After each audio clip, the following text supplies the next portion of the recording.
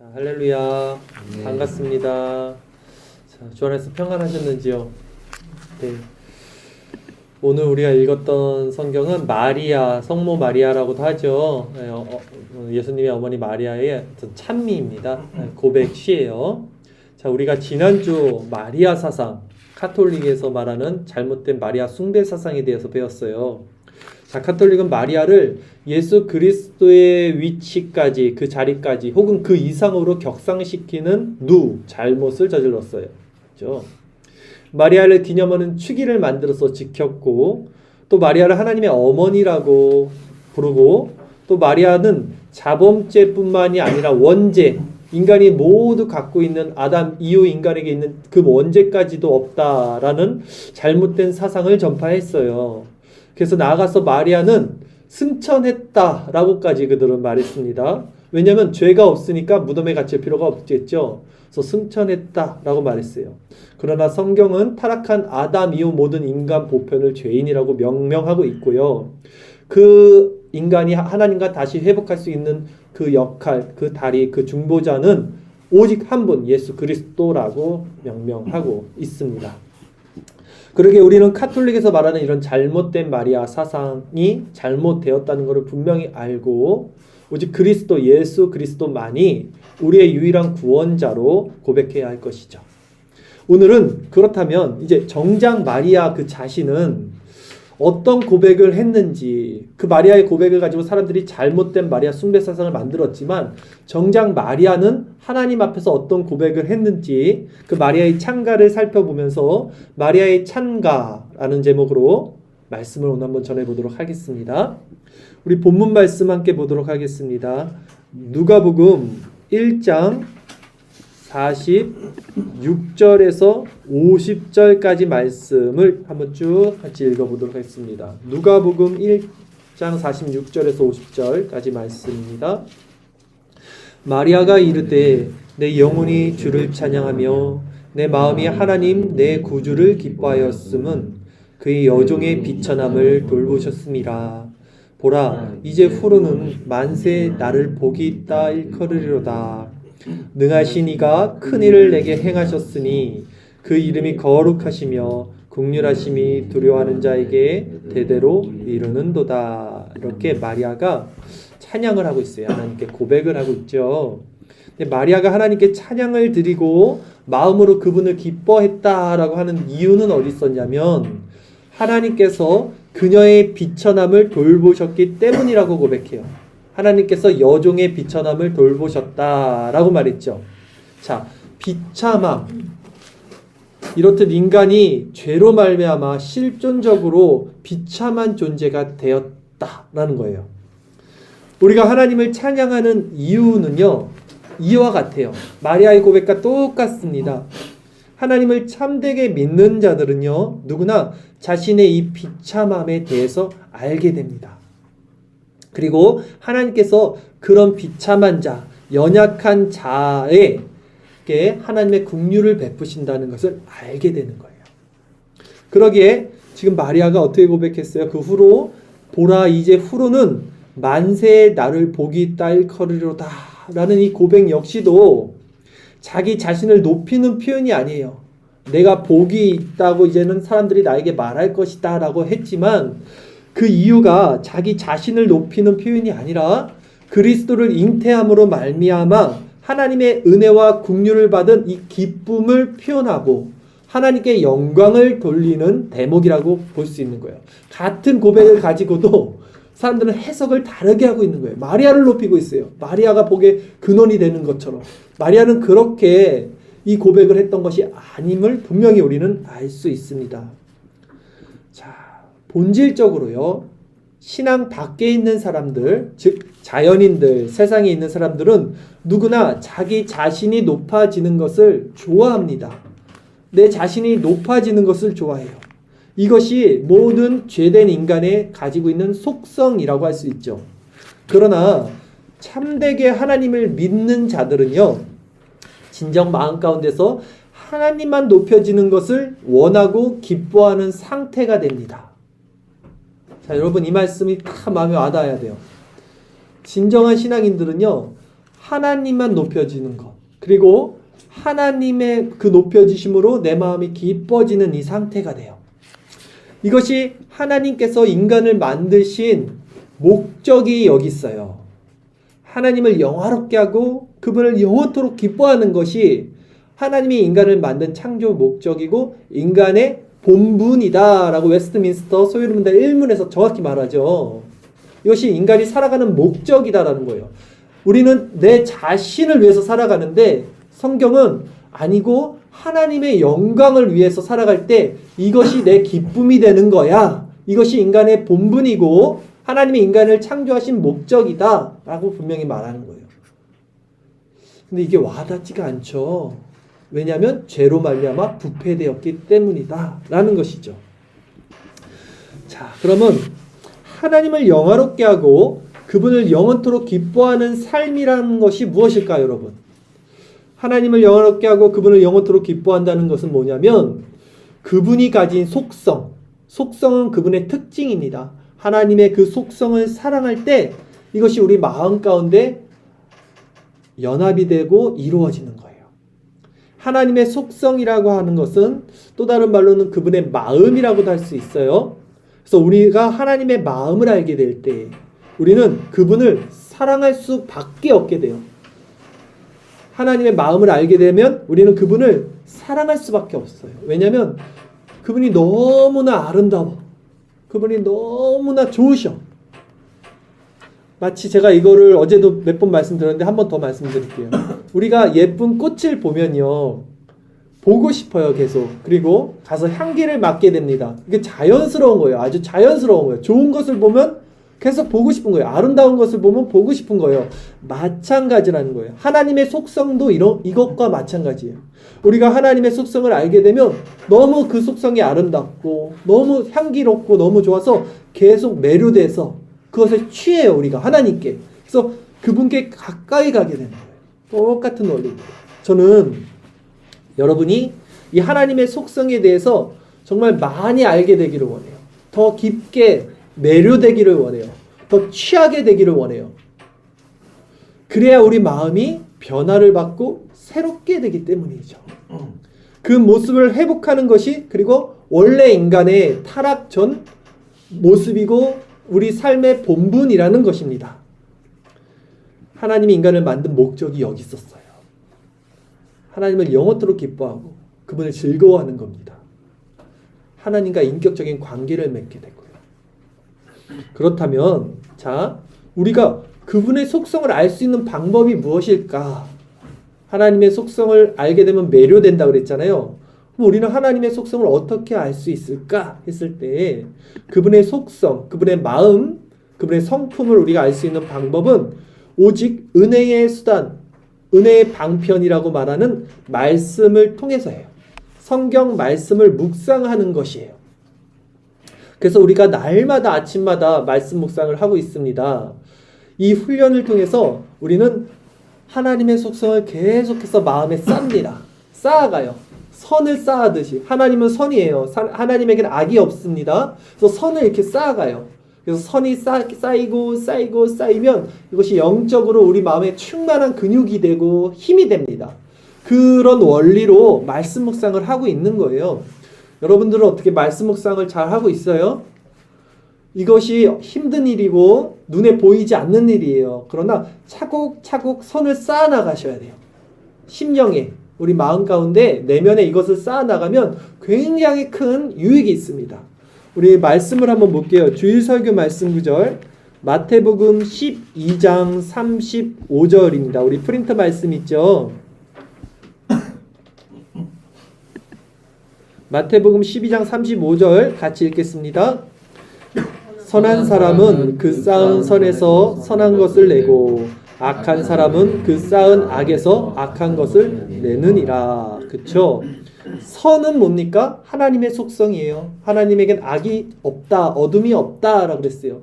그래서 그 선한 사람, 하나님의 속성을 마음에 쌓아요. 말씀 묵상을 통해서. 그래서 말씀 묵상을 통해서 선을 쌓으면 어떻게 돼요? 그 쌓은 선에서 뭐가 나요? 선이 나온다고요. 근데 악한 사람은 그 쌓은 악에서 악한 것을 낸다라는 거예요. 악은 무엇입니까? 인간의 속성이에요. 자, 사람은요, 하나님을 바라보지 않으면 세상을 바라볼 수밖에 없어요. 선택은 할 수밖에 없는 거예요. 그래서 우리가 하나님의 속성, 선을 바라보지 않으면 반드시 우리 속성은 세상, 인간, 악을 바라보게 돼요. 그러면 악을 바라보면 어떻게 됩니까? 악한 것이 내면에 쌓여요. 생각 가운데. 생각과 마음에 악한 것이 쌓이면 악한 것이 나오는 거예요. 그래서 그 나무는 그 열매로 안다라는 거예요. 가시나무가 어떻게 열매를 맺을 수 있겠느냐? 이렇게 말하잖아요. 무화과 나무에서 무화과가 열리는 거예요. 가시나무에서는 엉겅퀴만 나오는 겁니다. 그래서 말씀 묵상을 하시라는 거예요. 선을 쌓으시라고요. 그래서 그것이 나오는 거예요. 쌓은 선에서. 자, 우리가 하나님의 말씀에 시선을 이렇게 주목하지 않고 계속 우리 시선을 세상이 나 자신이에요. 주목하면 하나님 말씀에 이르죠. 세상으로부터 오는 모든 것은 나에게서 오는 것이 아닌데 세상으로부터 오는 것은 육신의 정욕, 안목의 정욕, 이생의 자랑이다 라고 그래요. 이것이 다 악한 속성, 어둠의 속성이라는 거죠. 그래서 사람은 무엇을 보느냐, 무엇을 생각하느냐가 너무 중요해요. 여러분, 내가 이거 보고 싶다고 보고 내가 이게 생각이 든다고 생각하는 게 아니라 그럼 망합니다. 100% 망해요, 여러분. 근데 세상에서는 우리를 그렇게 다 보고 싶어하는 거, 생각하게 만든 것들이 많죠. 근데 그래서 성경이 뭐라 그래요? 너의 생각과 마음을 지키라는 거예요. 이것이 가장 중요한 생명의 근원이 여기서 난다는 거예요. 마음대로 생각하고 마음대로 보지 말라는 거예요. 시선을 하나님께 둬야지 선이 쌓여진다는 말씀을 하는 겁니다. 그러면 계속해서 선이 뭡니까? 하나님의 말씀이죠. 하나님의 말씀, 하나님의 속성이 무엇인지에 대해서 마리아가 어떻게 고백하는지 한번 살펴볼게요. 이런 걸 통해서 우리가 계속 말씀의 속성, 하나님의 속성을 보는 거예요. 본문 누가복음 1장 51절에서 54절까지 말씀을 한번 읽어보겠습니다. 우리 이걸 통해서 하나님의 속성이 어떻게 있는지 한번 볼게요. 같이 읽겠습니다. 그의 팔로 힘을 보이사 마음의 생각이 교만한 자들을 흩으셨고 권세 있는 자를 그 위에서 내리치셨으며 비천한 자를 높이셨고 줄이는 자를 좋은 것으로 배불리셨으며 부자는 빈손으로 보내셨도다. 그 종 이스라엘을 도우사 긍휼히 여기시고 기억하시되. 여기까지 읽을게요. 자, 여기서 알 수 있는 하나님의 속성은 무엇이 있을까요, 여러분? 자, 보면 하나님은 마음의 생각이 교만한 자를 흩으신다는 거예요. 마음의 생각이 교만하다는 것이 무슨 의미일까요? 마음의 생각이 교만하다는 것. 제가 다시 한번 말씀드리지만 우리의 마음은요, 죄로 말미암아 전적으로 부패되어 있는 상태입니다, 여러분. 우리는 태생적으로 엄마 뱃속에 있을 때부터 아주 교만하고 하나님을 대적하고 마음의 생각이 높아질 대로 높아지고 타락해서 패역한 존재적 죄인들이에요. 이것이 인간의 속성, 인간의 본성입니다. 그리고 이것을 인정하는 것이 올바른 신앙인의 시작점이에요. 세상 사람들은 이것을 부정하죠. 그래서 우리는 성악설을 믿잖아요. 인간은 원래 악하다. 우리 안에 전적으로 부패한 자들이라는 이 자각이 심령 가운데 하나님의 은혜로 반드시 일어나야 돼요.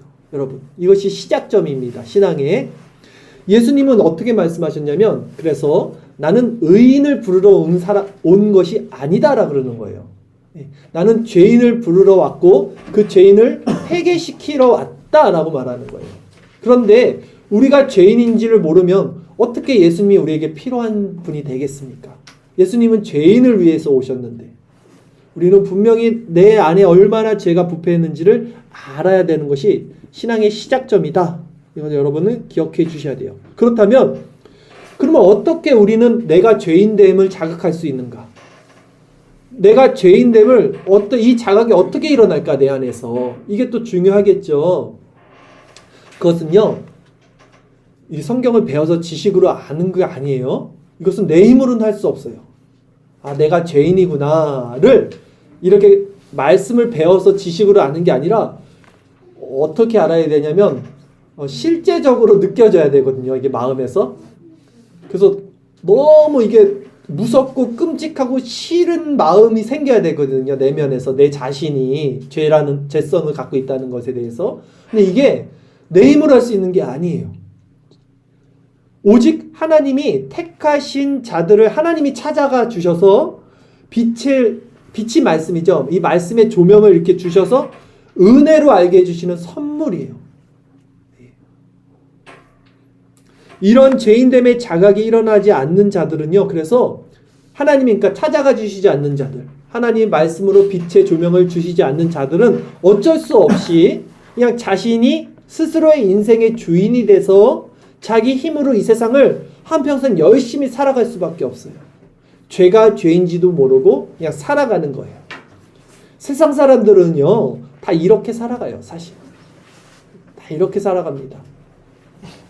그런데 그렇게 이제 죄인됨의 자각이 일어나지 않고 자기 힘으로 자기가 주인이 돼서 살아가는 자들을 가리켜서 성경은 바로 마음의 생각이 교만한 자들이다 라고 말하는 거예요. 마음의 생각이 교만한 자들. 그리고 하나님께서는 그런 자들을 어떻게 하신다 그래요? 흩으신다 라고 말합니다. 없애버린다. 멸망시킨다 라는 것입니다. 그러기에 하나님 앞에서는요, 높아진 마음, 즉 교만한 마음, 그리고 스스로 죄인이 아니라고 생각하는 마음, 그리고 나는 좀 선인이라고, 양심적이다, 도덕적이다 이렇게 여기는 마음들, 그리고 더 나아가서 남들을 비판하고 판단하고 정죄하는 이 부정적인 마음 모두가 최악의 상태예요. 하나님 보실 때는 최악의 마음입니다. 그러나 하나님은 반대로 비천한 자는 높이시고 줄이는 자는 좋은 것으로 배불리신다고 말해요. 이것이 하나님의 긍휼의 속성이에요. 이런 마리아의 고백을 통해서 우리는 하나님의 마음이 어디에 있는지, 누구에게 가 있는지를 알 수 있는 거죠. 하나님은 비천한 자를 높이셔요. 그리고 줄인 자, 배고픈 자들에게는 배불리게 먹이신다. 이게 하나님의 속성이에요. 그래서 예수님이 이 땅에 오셔서 하신 말씀의 가장 중요한 산상수훈 가운데 복이 있는 자들에 대해서 다음과 같이 말씀을 하시죠. 우리 마태복음 5장 3절에서 10절까지 말씀, 주일 설교 말씀 구절인데요. 같이 함께 읽겠습니다. 심령이 가난한 자는 복이 있나니 천국이 그들의 것이며 애통하는 자는 복이 있나니 그들이 위로를 받을 것이며 온유한 자는 복이 있나니 그들이 땅을 기업으로 받을 것이며 의에 줄이고 목마른 자는 복이 있나니 그들이 배부를 것이며 긍휼히 여기는 자는 복이 있나니 그들이 긍휼히 여김을 받을 것이며 마음이 청결한 자는 복이 있나니 그들이 하나님을 볼 것이며 화평하게 하는 자는 복이 있나니 그들이 하나님의 아들이라 일컬음을 받을 것이며 의를 위하여 박해를 받는 자는 복이 있나니 천국이 그들의 것입니다. 아멘. 여러분 어떻습니까? 지금 여러분 마음 상태는 심령이 가난하십니까? 여러분 마음에 애통함이 있습니까? 이게 없으면 문제라는 거예요. 지금 이게 있어야 돼요. 여러분 어떻습니까? 의에 줄이고 목마른 마음이 있습니까? 여러분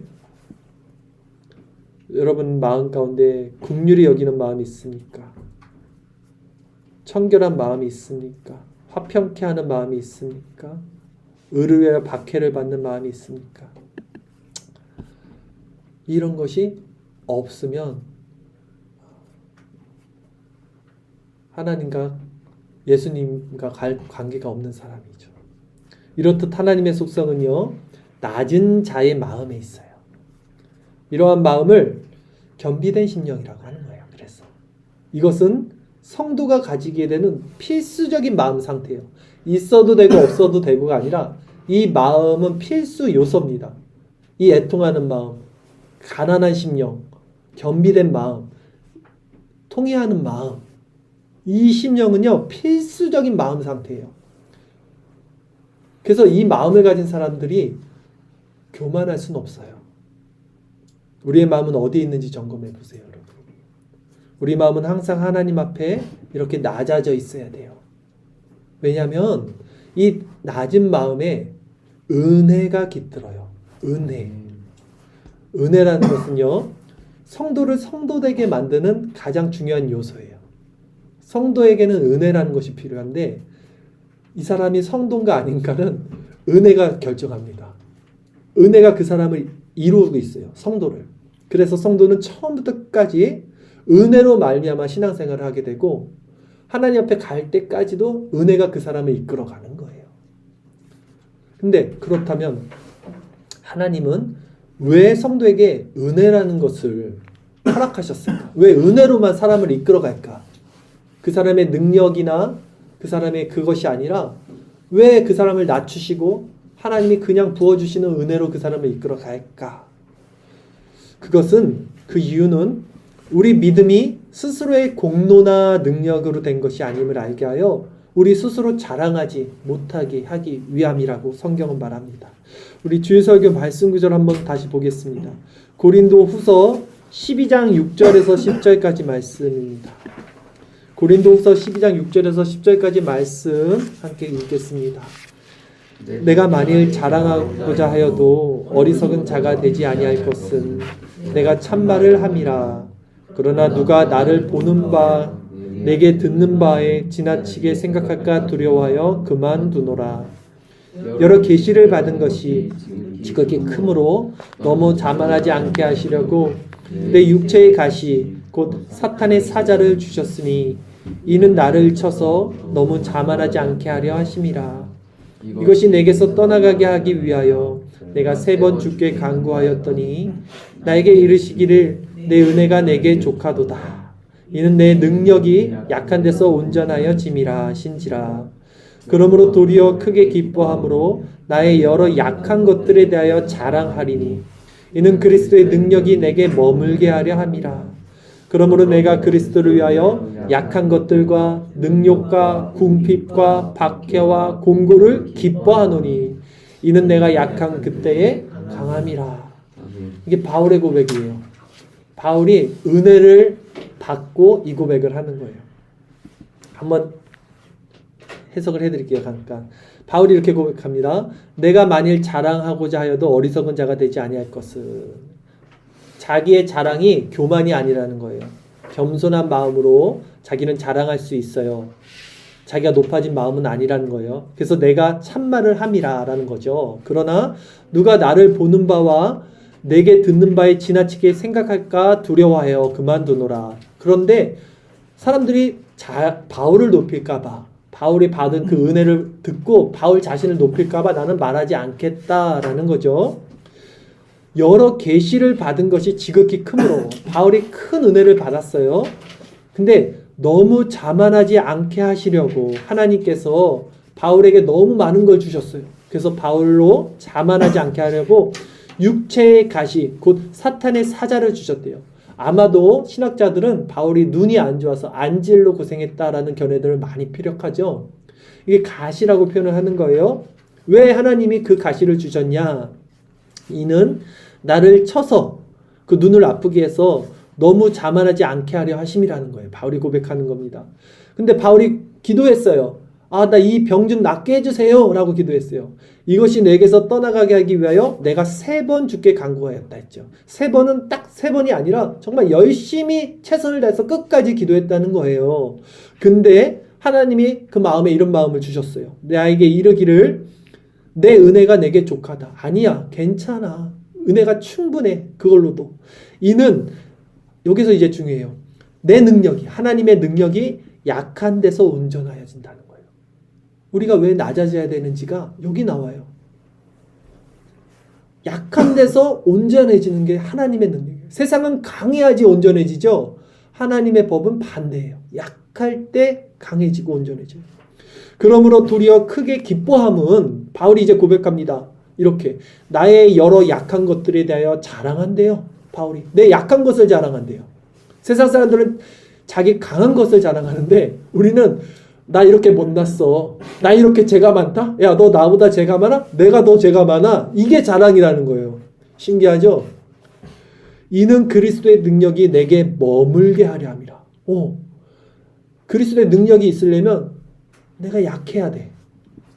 그러므로 내가 그리스도를 위하여 약한 것들과 능욕과 궁핍과 박해와 공고를 기뻐한대요. 이는 내가 약한 그때에 강함이라. 은혜를 받은 사람들의 고백이 이렇게 된다는 거예요. 이게 여러분과 저의 고백이 돼야 될 줄 믿습니다. 마리아 역시 똑같은 고백을 오늘 본문을 통해서 한 거예요. 그런 이유로 하나님은 마음의 생각이 교만한 자는 흩으시고 세상 권세를 힘으로 여기는 자는 버리시지만 마음이 비천하고 심령이 줄인 자들에게는 언제나 따뜻하게 다가오셔서 긍휼을 베푸시는 좋으신 하나님이신 거예요. 여러분. 이러한 연유에서 하나님께서 이스라엘 백성들을 왜 선택한 민족으로 삼았는지도 성경은 분명히 말씀해 주고 계셨죠. 이것도 한번 다시 볼게요. 신명기 7장 7절 8절 말씀, 우리 다 아는 말씀이지만 하나님이 왜 이스라엘 백성들을 선민으로 택했는지 같이 읽겠습니다. 여호와께서 너희를 기뻐하시고 너희를 택하심은 너희가 다른 민족보다 수요가 많기 때문이 아니니라. 너희는 오히려 모든 민족 중에 가장 적으니라. 여호와께서 다만 너희를 사랑하심으로 말미암아 또는 너희의 조상들에게 하신 맹세를 지키려 하심으로 말미암아 자기의 권능의 손으로 너희를 인도하여 내시되 너희를 그 종되었던 집에서 애굽 왕 바로의 손에서 속량하셨나니. 자, 하나님이 이스라엘 백성들을 선민으로 선택하신 이유는 두 가지입니다. 첫째, 그들의 수요가 많고 크기 때문이 아니라 그들의 수요가 적고 오히려 작기 때문이고, 둘째, 하나님이 그들의 조상에게 말한, 아브라함에게 말한 언약, 약속 때문이라는 거예요. 우리도 마찬가지예요. 하나님이 우리를 선택하신 이유는 무엇입니까? 두 가지예요. 우리가 크고 잘나서가 아니라 우리가 너무 작고 못나서 우리를 불쌍히 여신 거예요. 그리고 한 가지는 무엇입니까? 예수 그리스도의 하나님께서 말씀하신 언약의 성취로 말미암아 우리가 구원을 받는 거예요. 똑같은 원리입니다. 우리가 이스라엘 백성이 되는 거예요. 여러분.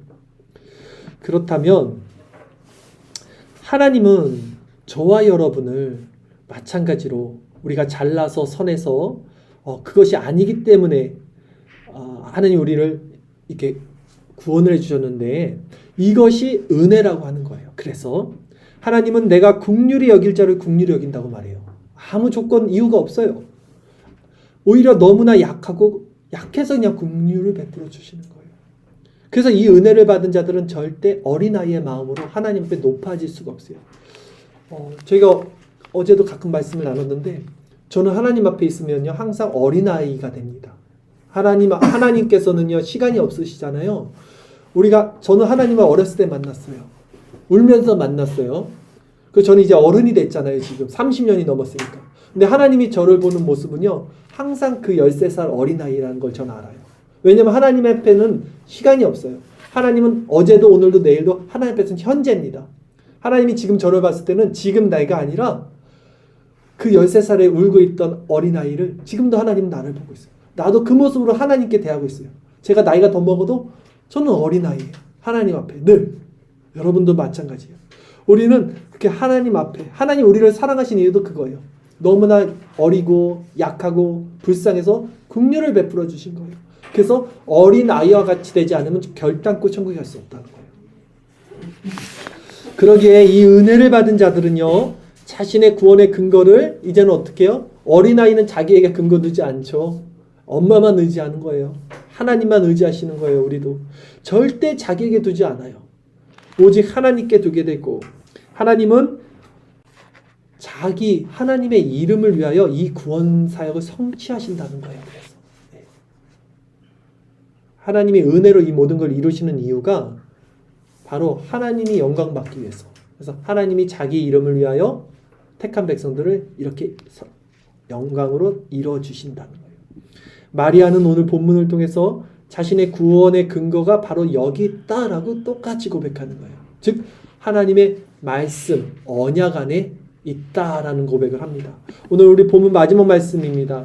누가복음 1장 55절 56절 말씀 같이 읽겠습니다. 우리 조상에게 말씀하신 것과 같이 아브라함과 그 자손에게 영원히 하시리로다 하니라. 마리아가 석 달쯤 함께 있다가 집으로 돌아가니라. 그렇죠? 마리아의 구원의 근거를 마리아도 언약 안에 두고 있어요. 자기 자신이 아니라 언약.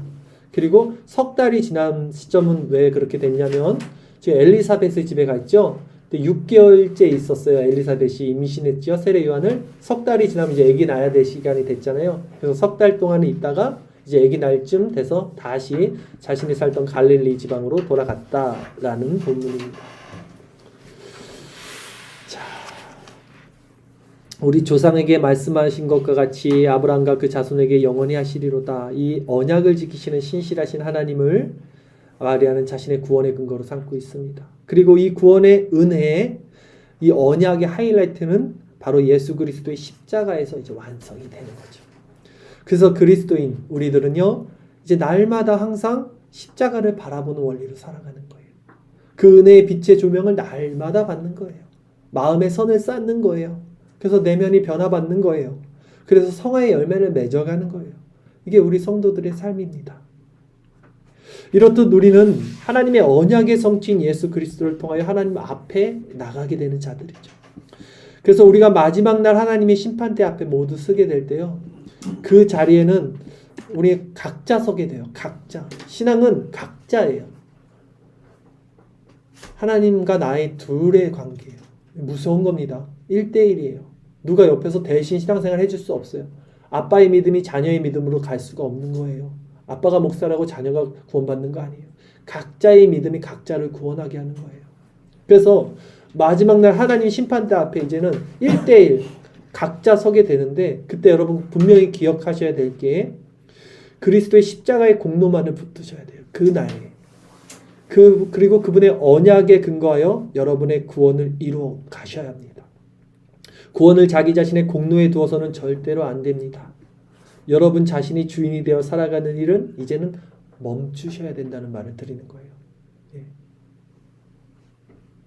여기서 여러분이 주인이 돼서 열심히 살다가 하나님 앞에 나가서는 십자가 밀지 말고 그렇게 되는 게 아니라 이 땅에서 여러분이 자기 자신에게 공로를 삼지 않고 살아가고 그리스도를 바라보고 살아가야 하나님 앞에서 그게 되는 거죠. 이제 말씀을 정리해 볼게요. 예수님 당시 세상은요, 로마가 통치하고 있던 시대였어요. 당시 로마는요, 저 중동 지방부터 세상을 다 점령하고 있었어요. 그래서 로마에서 통용되던 덕이라는 거 있죠. 선의 기준은 뭐냐면요, 성취, 능력, 승리, 이런 것이 덕의 기준이었어요. 그러니까 능력이 좋고 뭔가 이루고 승리하는 것이 저 사람 훌륭한 사람이야 라는 것이 그들의 통용되던 덕의 기준이었어요. 그리고 그것은 오늘날 세상의 원리와 똑같죠. 오늘날 세상에서도 마찬가지예요. 그런데 오늘 우리가 무엇을 살펴봤습니까? 성도는요, 이 세상과 정반대의 원리로 살아가는 자들이라는 것을 우리는 말씀을 통해서 살펴봤어요.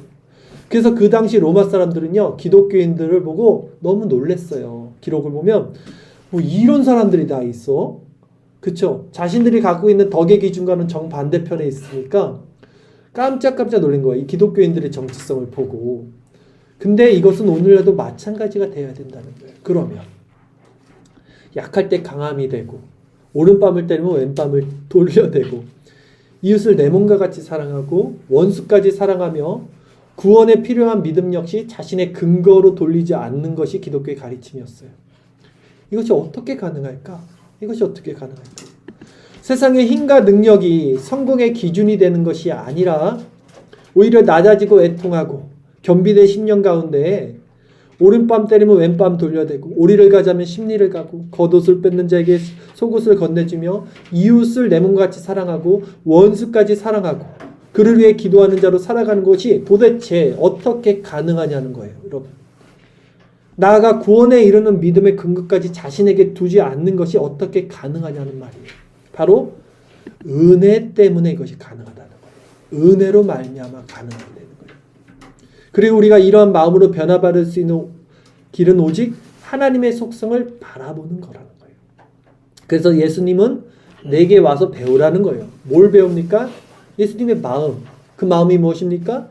내 마음은 온유하고 겸손하니 내게 와서 배우라. 그러면 너희 마음이 쉼을 얻으리라 말씀하시는 거예요. 오늘 말씀을 통해 우리가 기억해야 할 것은 이것입니다.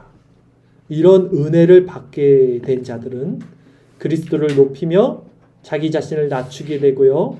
오직 그분께 영광을 돌리는 삶을 살아가게 된다는 것이. 그리고 그것이 마리아의 고백이었어요. 그리고 이 모든 것은 우리 힘이나 의지, 노력으로 될 수 있는 것이 아니라는 거죠. 오직 하나님의 선물, 은혜로 말미암아 처음부터 끝까지 하나님께 이끌려 가는 것이죠. 하나님은 누구에게 이 은혜를 주시겠습니까? 누구에게 이 은혜를 주셔요? 작고 약하고 비천한 자들, 그 마음의 상태에 있는 자들. 그래서 예수님이 죄인을 부르러 왔다 말씀하신 거죠. 이것이 세상의 원리와 정반대되는 거예요. 그래서 세상은 힘을 추구합니다.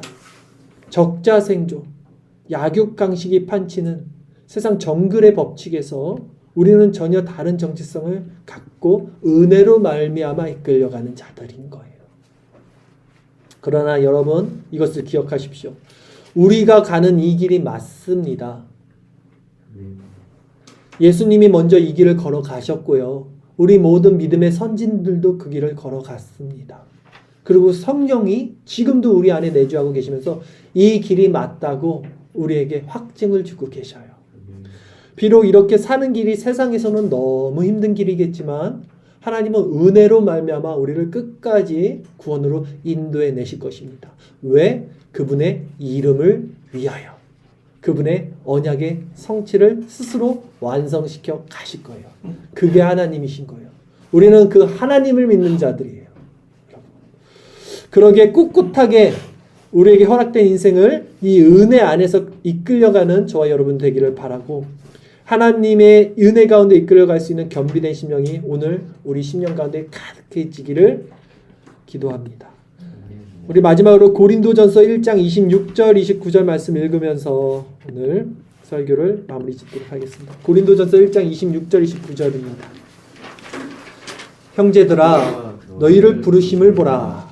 육체를 따라 지혜로운 자가 많지 아니하며 능한 자가 많지 아니하며 문벌 좋은 자가 많지 아니하도다.